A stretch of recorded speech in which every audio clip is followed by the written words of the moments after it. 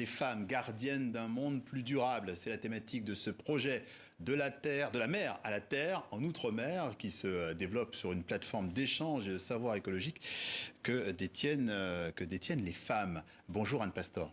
Bonjour. Vous portez ce projet. Il y a des techniques il est question de techniques de pêche, de techniques de culture. Qu'est-ce qui explique que ce savoir vient d'abord des femmes ? Tout simplement parce que les femmes sont souvent en charge des ressources naturelles, de la transmission des savoirs et de l'éducation. Et donc finalement, elles se sont retrouvées aux premières loges et à lutter contre les conséquences du réchauffement climatique parce qu'elles en subissent les conséquences directement, mais des conséquences sur la sécurité alimentaire, sur l'accès à l'eau potable, également le recul de l'éducation. Et du coup, évidemment, cela renforce les inégalités de genre. Et c'est pourquoi ces femmes autochtones, ces femmes des Outre-mer se lèvent et agissent. Alors vous avez beaucoup d'exemples sur votre site, mais on a fait des choix évidemment, direction à l'Amérique du Sud et la Guyane, la tradition Kalina et notamment les pratiques de culture sur brûlis. Un petit détour en images et on revient vers vous. Avec plaisir. Sans la terre, justement, un être humain ne peut pas vivre. Encore moins un peuple autochtone qui a toujours vécu de la terre, de la forêt, en prélevant des choses qui lui sont nécessaires. Alors, il y a quand même pas mal de familles qui préservent leur abattis. Là, c'est le commencement, c'est ce qu'elle me disait, donc de bien regarder que le feuillage soit bien sec. C'est elle qui a planté, c'est elle qui a fouillé les terres pour nous. Même si c'est comme ça, mais elle était là, elle se donnait. Voilà, on voit dans la séquence tout l'enjeu de la nécessité de la transmission, toute la complicité également. Et comme toute logique de transmission, est-ce d'une manière générale toujours très pertinent? Est-ce que les traditions évoluent-elles et si oui, comment? Ah, très bonne question. Alors déjà, la culture sur brûlis, c'est la culture ancestrale, millénaire de la forêt amazonienne. Et aujourd'hui, c'est véritablement un laboratoire d'idées pour demain. Le principe est très simple.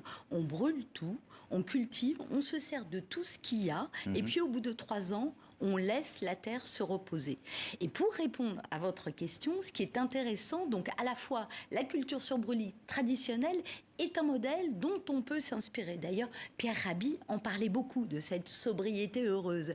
Et ce qui est intéressant dans votre question, c'est qu'on a à la fois la tradition et puis aujourd'hui, on a de la culture sur brûlis mélangée à des techniques d'agroforesterie. Tout simplement, par exemple, les feuilles. On va les laisser, on ne va pas les ramasser. Et ça va créer du compost. On va se servir, c'est la base même de la permaculture, on va se servir d'une culture qui va faire de l'ombre à l'autre culture, etc., etc.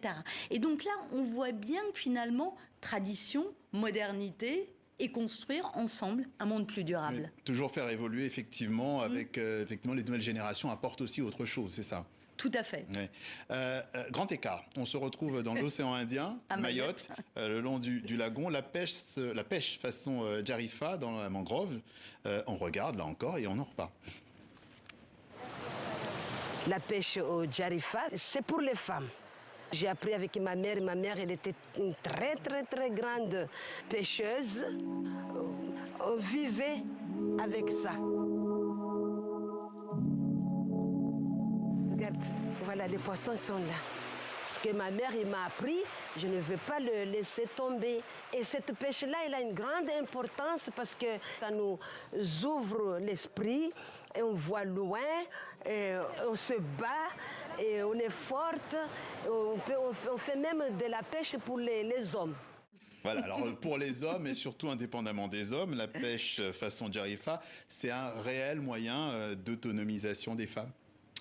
Oui, d'autonomie alimentaire. Il faut savoir que les professionnels arrivent à pêcher jusqu'à 100 kilos de poissons. Ça peut être que 2-3 kilos, hein, je vous rassure. Oui, mais à la fois, on est dans l'autonomisation des femmes, l'autonomie alimentaire et surtout un moment de confidence et d'échange. C'est-à-dire que quelque part, loin de la terre, entre femmes, on se raconte on se conseille. Et ça, c'est vraiment très très important. Et ce qui est intéressant, c'est que depuis la départementalisation en 2011, pour tout vous dire, les jeunes filles étaient un peu moins intéressées par cette tradition un peu ancestrale, mais elles y reviennent aujourd'hui. Alors elles pêchent pour le loisir et pour ce moment de partage, car encore à Mayotte, on vit de manière très communautaire. Ouais, c'est un petit peu cette transition effectivement qui s'opère avec cette sororité ou cette solidarité qui existe. Ces pratiques, elles sont donc validées au niveau local.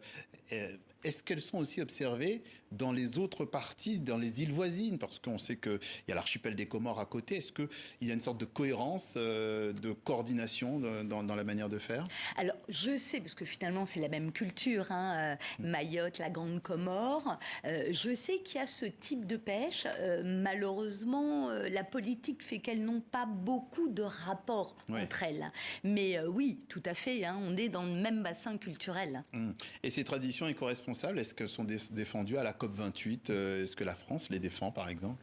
Est-ce qu'on en sait quelque chose? Alors, la COP28 commence à les défendre, même, j'allais dire, depuis 2015, avec la commission sur les savoirs locaux autochtones, qui longtemps a été présidée par Hindou Oumarou Ibrahim, que vous connaissez peut-être, qui est une militante du Tchad.